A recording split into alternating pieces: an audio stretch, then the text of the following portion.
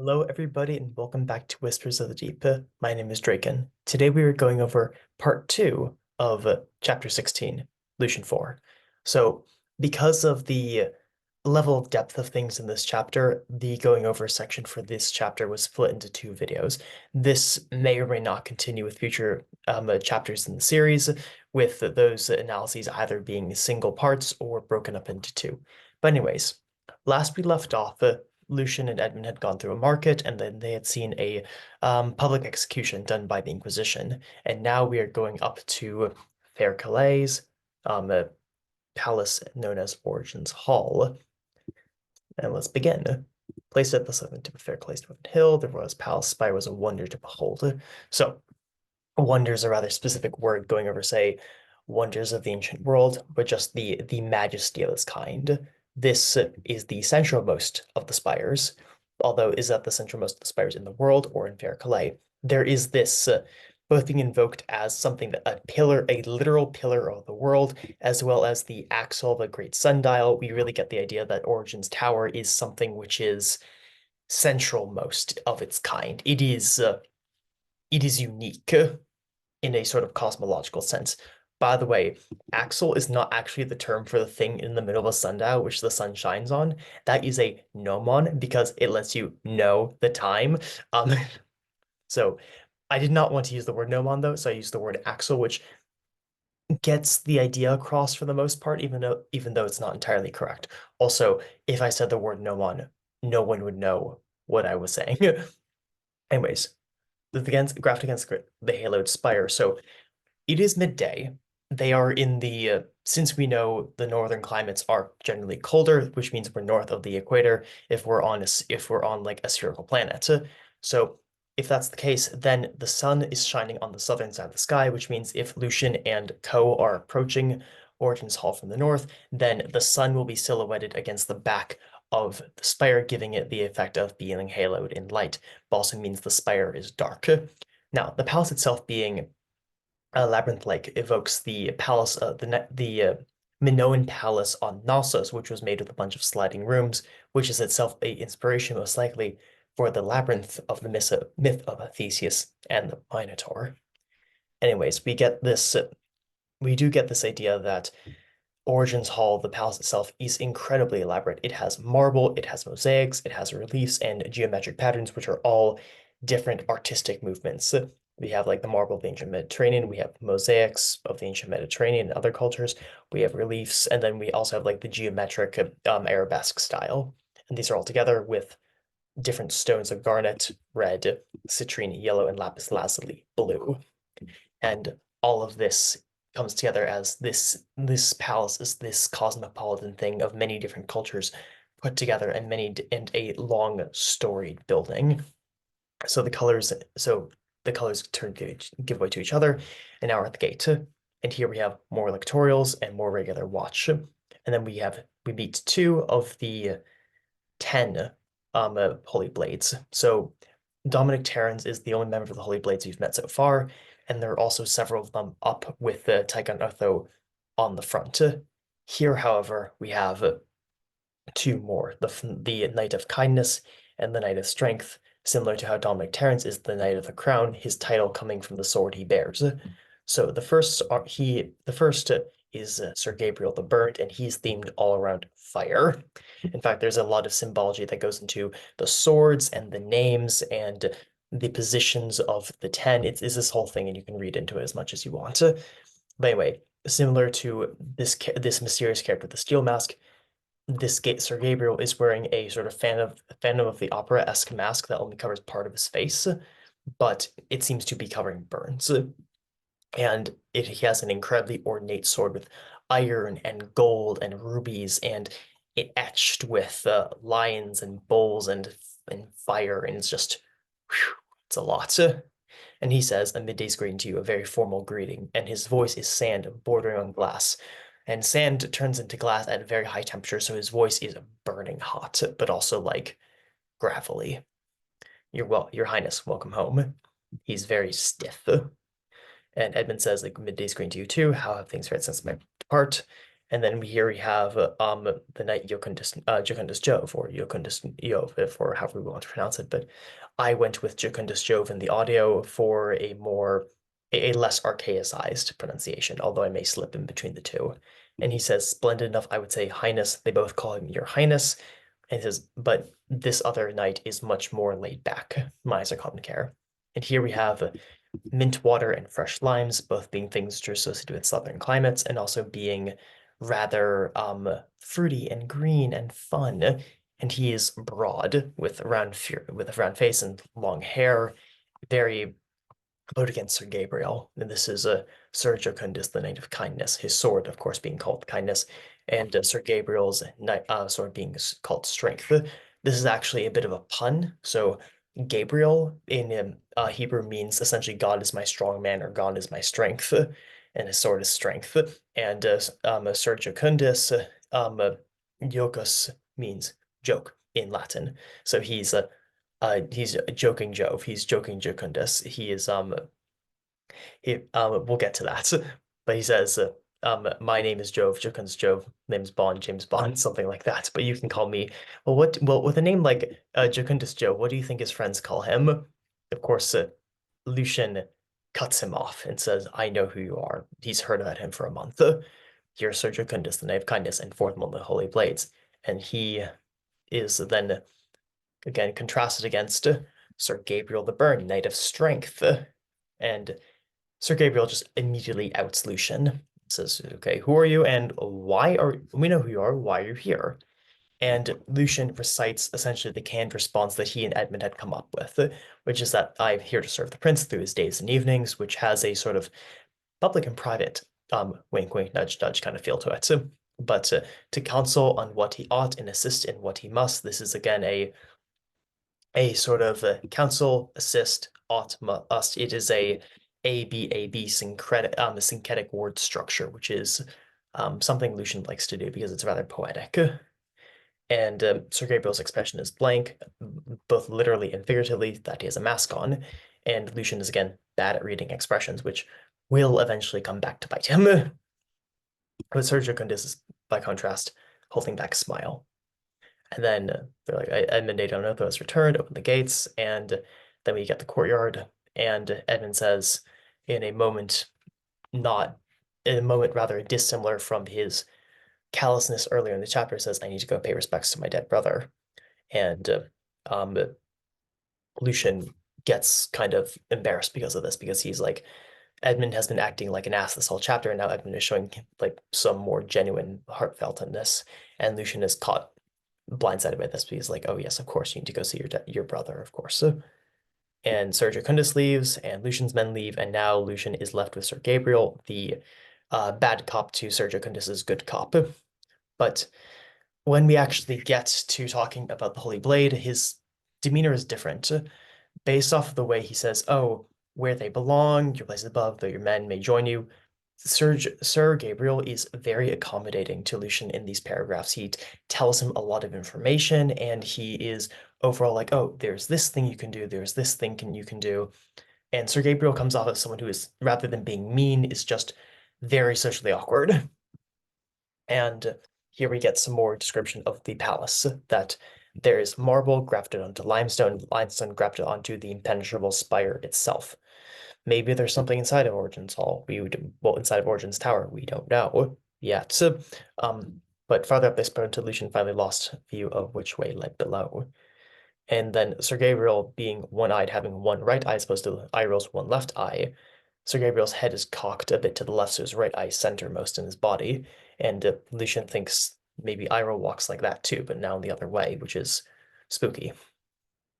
And Lucian has something to think, but he's probably going to ask how Sir Gabriel lost his eye, but Lucian doesn't say anything. Remember why you've come. You're not here to like talk to the Holy Blades. You're here to figure out who's on whose side, and you don't know who Sir Gabriel works for. So we get the layout of Lucian's room. There's the receipt, there's the foyer, there's the bedroom, and there's the privy. And then there's a balcony overlooking the sky and the two islands between its banks. And Sir Gabriel is, as aforementioned, very accommodating. There will be a servant. They will bring food, most likely, and show you around the castle. And then they also can have a bath drawn for you. And here's this rope. There's apparently some kind of contraption that signals like a bell or something deeper in the palace. And he's like, okay, we can get one of your guards to guard you, or we can get one of our guards to guard you. And also, if you want, we can just have one of the Holy Blades, but you will need either Lord Carmen, the Grand Magister, or well, Grand Magister Emperor's Pointer Finger, or His Highness. His Highness most likely referring to either Edmund as oldest of the royal progeny and as Lucian's patron here, or it might actually be Tychon the Second, who is like 10 and who is the crown prince now that Uther is dead. So it's either one of them, but it's meant to be ambiguous. And he says, "Welcome to Fair Calais, Lord Lucian. Forgive me, for I'm needed elsewhere." He leaves. And now Lucian is alone. He says, "Fair Calais, what could he do?" Which mirrors the "what can one man do" from earlier in the chapter. And he rubs his chin. He needs a bath.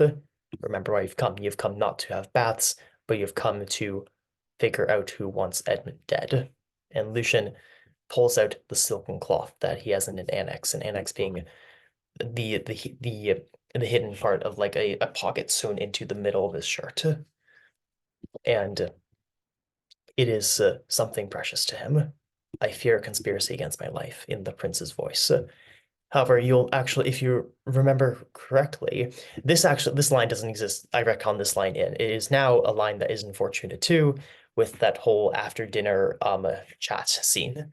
And that line was put in, so this line could be here. So Edmund says rather bluntly, "I fear a conspiracy against my life." And Lucian imagines rats in the walls. Literal rats in the walls, rats with moved faces, but rats in the walls nevertheless, which it was the rats in the walls, and this idea of rats in the walls and weird fate, the ancestral structure being built on top of something strange and occult. This is all a callback to a certain H.P. Lovecraft story by the name The Rats in the Walls. It's that one, by the way. If there is one hidden compartment, there must be others. And Lucian doesn't really know what to do. The stress is getting to him. They know you're here. And he finds clothes tailored enough to match his own. Most likely the clothes are just like tailored to fit someone who's like a guy of military age, who Lucian is. And we don't actually we know that Lucian is like fairly average in height and weight and stuff like that. He's not like super physically imposing or small as a person. So the fact that the clothes are good enough for him probably means the clothes are good enough for everyone, and this is all just going to Lucian's head. And then he finds a carafe, which is something to have wine in, clay cups, and tablewares. That actually do pay a lot of attention to the material that different like tablewares and stuff are made of. The fact that the cups are clay. Originally, the cups were stamped clay, as cups were made to be stamped in ancient Rome. However, I think clay gets the idea across enough. And Lucian, after all, wouldn't have glass or silver because glass or silver cups are either too fancy or too anachronistic. So hence clay cups, but they're knives. And Lucian thinks he'll need a knife perhaps, and goes over and sees I might be able to need to escape to have a rope. I might be able to need to have a rope to do an escape, but there's a balcony directly below his, which means if he could climb down, someone could climb up. And that's also spooky. They know you're here, and they know why. Like the prince goes away for a month and a half, and he comes back. Well, actually, no, more than a month and a half, like 2 or 3 months. I believe the actual count is about 70 days between Edmund leaving and coming back or thereabouts. And it's not too great a thing to suspect that Lucian is here to investigate Uther's murder. So, and Lucian is like, that's the game. I know, they know, I know. And how do we work from here? And now someone knocks on Lucian's door, and Lucian didn't lock his door because Lucian's very bad at this.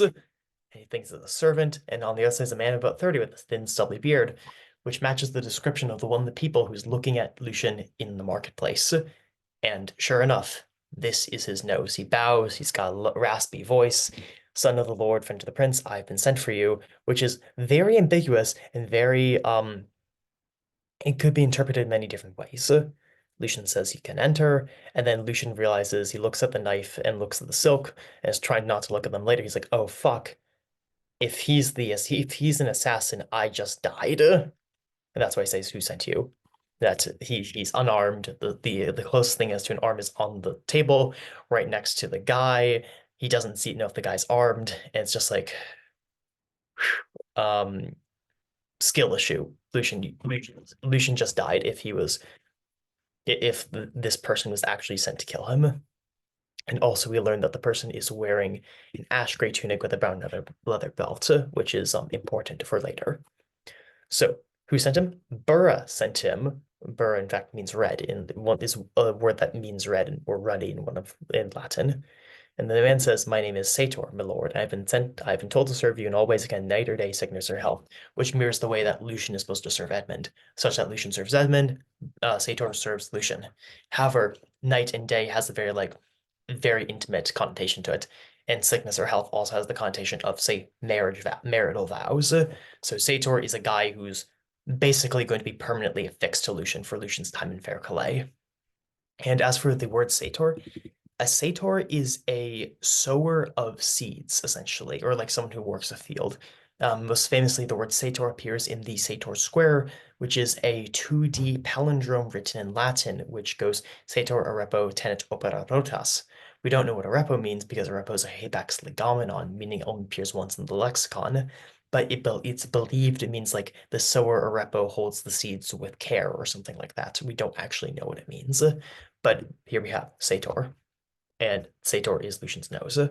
Says, tell me, how do you know it was? And Sator says, I saw you. I was there in the market. You didn't notice me.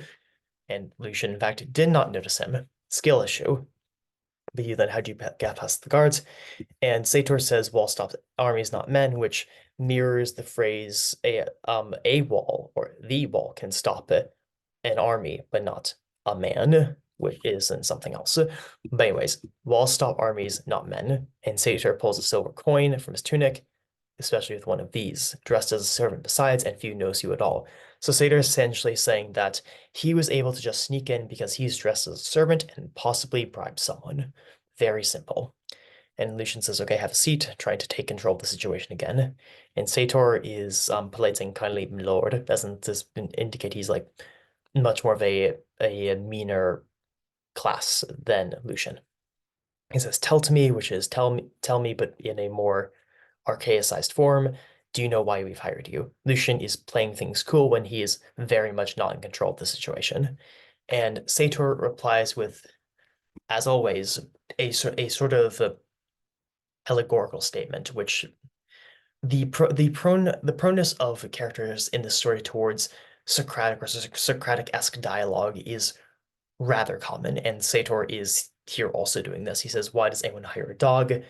Dogs are hired to guard doors, to bite hands, and find foxes' dens, or rather, to guard Lucian's room, to kill someone, or to find where others are hiding. He says, perhaps you want me to play the cat. And like this again goes with the idea that Sator is here to serve Lucian in many ways, that he can play both the cat and the dog if you would. And Lucian asks who cats do, and Sator says, cats hunt rats. That Sator is here to hunt people who would do Lucian poorly or people who would spy on Lucian, the rats in the walls, if you would. And then Lucian wants him to hunt the Rat's King, who commands the rats, although the Rat's King is a general trope. But if in this sort of idea of conspiracy, the Rat's King could perhaps be the Pied Piper, or also say someone who's dressed as a rat but isn't actually a rat. We have an understanding then. And Sator says, I'll hunt the rats and you who feeds them. However, the combination of Sator saying, so we have already the idea that Sator could potentially have been someone here to kill Lucian. And then here we have the juxtaposition of biting hands and Sator hunting rats and Lucian hunting who feeds the rats. And when you combine these together, you get the idea of the dog biting the hand that feeds it. And with Sator being the dog and Lucian being the hand, it has that kind of perception. So this might be foreshadowing that Sator may not actually be trusted with with these words and these specific phrases being put in juxtaposition with one another. but Lucien bids him rise, kneel for me, and then Lucien very nervously does this sort of dubbing Sator with the knife that was on the table. Do you swear to serve me honorably and faithfully, even to your dying breath? Sator is looking at the knife, at his own safety. You ask much, but I'll do by all the gods. Now, just earlier this chapter, we had two women being executed for what was presumed to be heresy and demon worship. So the fact that Sator is saying all the gods, again, makes us wonder if he's being entirely genuine. And then Lucian finally says, shows certain slander before our common liege, which is the idea that Edmund was the one who was responsible for Uther's death. What then? And Sator gives the complete non-answer of, I will serve. So Lucian outwardly seems to be in control of the situation, but really Lucian is like hiring someone who is very implicitly not trustworthy and very implicitly might backstab Lucian, and very implicitly we don't know who he works for. Presumably Lucian, but it's Sator is a very shady individual, and we probably should not trust him. So Lucian tapped him with the knife's false edge. So Sator is being touched with something false, albeit the false edge of the knife is simply the part of the knife that is not sharpened. Then rise, nose of mine, and then he says, "Do you know the legend of Nicander?" Is also interesting that so a nose is something that smells out things. So that's where the metaphor comes from. But he says, "Do you know the legend of Nicander?" And he says, "'Tis a long tale, but most of it." And do you remember his pet's name? And Sator says, Tyro. And then Lucian says, "I will call you Tyro then." And now here we have a bunch of different references on top of one another again. So Tiro or Tyro is the spelled Tiro is the name of Cicero's lackey and scribe in the late Roman Republic.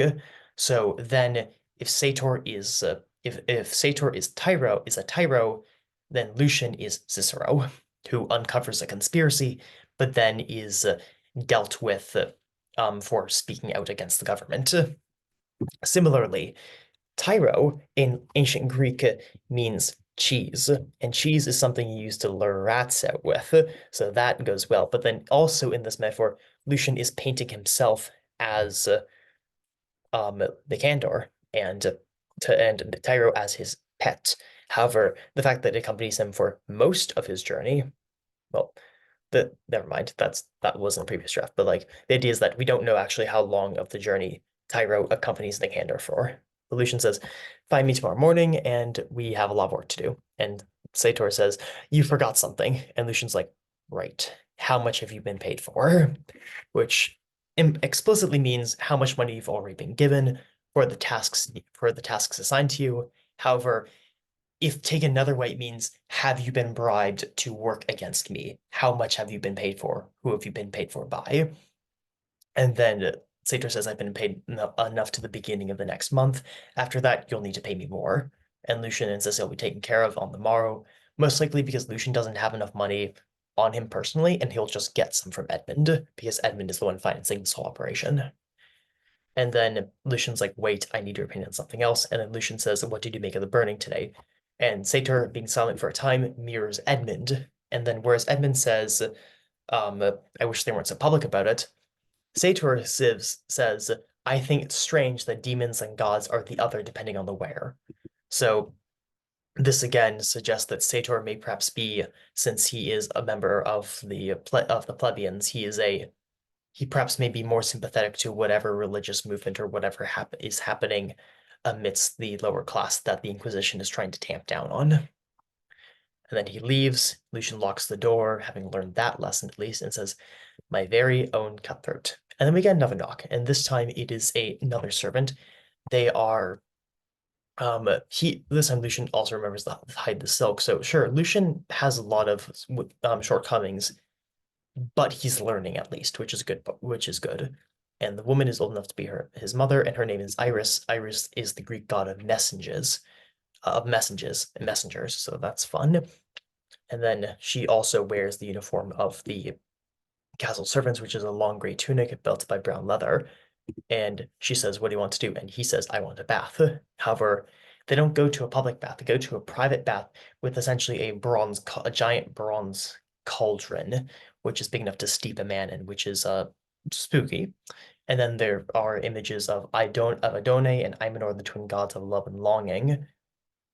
So Lucian is going to this very ritualistic room and is already full of scented water. They'd been expecting him. The fact that the water is still hot means that they really have actually been watching him this whole time and knew he would most likely want a bath and had the bath prepared for him. That, or there were like several bathing rooms in the palace, and they're all just left ready in case someone wants it. So it seems more likely that they anticipated Lucian would indeed want a bath, and they've been watching him since he got here, whoever they are. And then Lucian scrubs away and he says, what can one man do? Which is him, but also the man, just the individual against the systems. Lucian leans back and the water's perfume is thick on the air, which suggests that maybe he's being drugged right now. Maybe what's about to happen is a bit out there. And somewhere he's falling asleep until a voice pulls him back. Sleeping, are we? And there's another person in the room. She's of an age with him, with a gray tunic and belt that match her coppery hair. So her belt's not brown leather. Her belt is red leather. So she's not actually dressed as one of the castle servants. She's impersonating a castle servant, most like. Or maybe it's that the brown belt matches her coppery hair because they're similar colors. Who knows? But she says, "Fear not. I'm here only to give you a shave." She has a razor in her hand. And Lucian has just been thinking about being the subject of assassination. And then she says, "Do you think my intentions are elsewise? Do you think I'm here to shave you? Do you think I'm here to kill you? Or do you think I'm here to do something else explicit to you?" And Lucian is like, I don't know, because there's this beautiful woman in front of him who also is has a weapon and says, "I'm here to serve you," which is just lean back, then let me serve you. So this is very sexual, but also like Lucian doesn't know what's going on. And then his heart's beating fast. He didn't hear her approach, only saw his two green eyes appeared above him, accompanied by a snake-like rivulets of hair.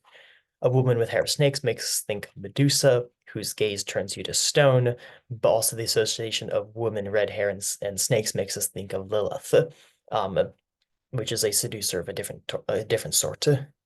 And then the cold iron touches his neck. There is a Homeric epithet called of hair cutting iron, which is a weapon, but this is hair cutting iron literally, but it's here to shave, presumably not to kill. And Lucian asks, "Are you here to kill me?" Because frankly, if one was worried about assassination plots, and then a person with a razor wakes up in the bathroom they're in, yeah, you might worry that they're here to kill you as well. And he says, "Are you here to kill me?" And she says, "If that which I serve," so we don't know how many people she serves or what she serves, "want you dead, you would not have woken." And he's trying to say, "Who do you serve?" But he can't speak. And then the razor passed his neck, taking hair with it, which could be like this or could be like this. And one kills him and one shaves him. But taking hair with it, it's being shaved. And he finally says, "Are you real?" And then she gives a very cryptic answer. "I'm real, so I'm realer than much." One would not say they're realer than much unless they're not entirely real. But she says, "I'm realer than laws. I'm realer than the gods." She also adds that the gods don't have laws. So realer than law and realer for the gods for whom there is no law, there's only custom. For the gods, everything is permitted. Although also is then implicitly saying that there are no gods. So are we meant to trust what she's saying, or is she just fucking with them? And then realer than all things made by men to abuse his fellow, realer than social institutions of prejudice. She leaned in close as one of her hands dipped beneath the water's surface. "Where's that hand going?" And then Lucian shuddered. "Where's that hand going?" "I'm as real as you," which is very double entendre.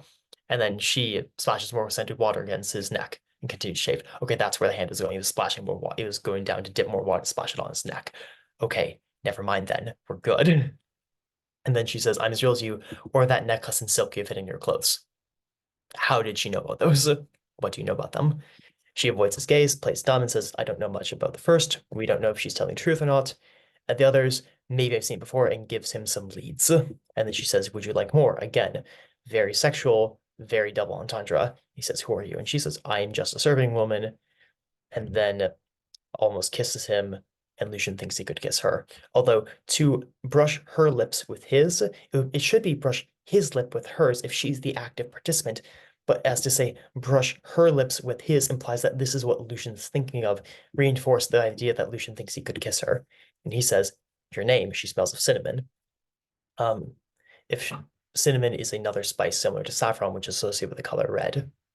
But she says, "Hush, later, my love, Lucian. She knows who she is. She knows who he is. But if you must, my name is of a goddess, one who guards the way to her mother's home." We have no idea what this means yet, but this all seems like an act mirroring the act, which wasn't really actors, happening in the middle of the chapter. And then she leaves from Lucian's sight when he wakes up. She's gone, but his clothes are scattered, and the razor is still there, implying that this wasn't a dream and that this was all real. And the razor is glinting dark as the walls of Fair Calais, whereas previously Fair Calais is associated with light. Now the gleamingness of Fair Calais is associated with darkness. And that is all she wrote so far. That is the end of this analysis, and join us next time for I roll 5, which is oh, you thought I roll 4 was bad? Just you wait.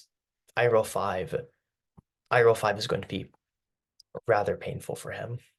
That's all. Okay, see you next time. Bye.